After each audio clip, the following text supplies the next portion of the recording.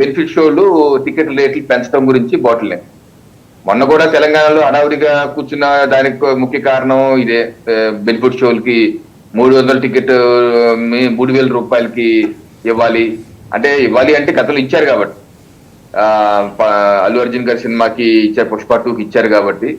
So ఇకపై దసరాకి సంక్రాంతికి వచ్చేసినటువంటి చిత్రాలు 2-3 చిత్రాలు, ఇగో దిల్ రాజు గారి చిత్రాలే కావటం, ఆయన ప్రొడ్యూసర్ కావటం.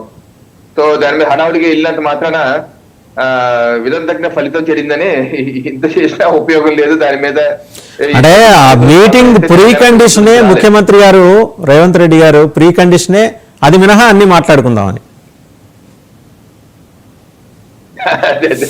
అది మీద దానికోసం వాళ్ళు వచ్చారు పరిగెత్తుకుంటారు. అయితే ఏముంటుంది, ఇప్పుడు హడావుడిగా మాట్లాడాల్సింది ఏముంటది? హడావుడిగా ముఖ్యమంత్రి గారితో మాట్లాడి, లేదు సార్ ఫిల్మ్ ఇండస్ట్రీ అంటే మేము బోర్డర్ లో కూడా పాకిస్తాన్ తో కూడా పోరాడిన యోధులు అండి, లేకపోతే 10 టన్నులు ఎత్తే సూర్యులు అండి అని చెప్పాల్సింది ఏముంటది? ఆయన రేవంత్ రెడ్డి గారికి ఆల్రెడీ పరిశ్రమ మీద ఏ అభిప్రాయం ఉందో ఆయన కుటుంబాలకు చెప్పాడు, ఢిల్లీలో చెప్పాడు, గల్లీలో చెప్పాడు. ఆయన అభిప్రాయం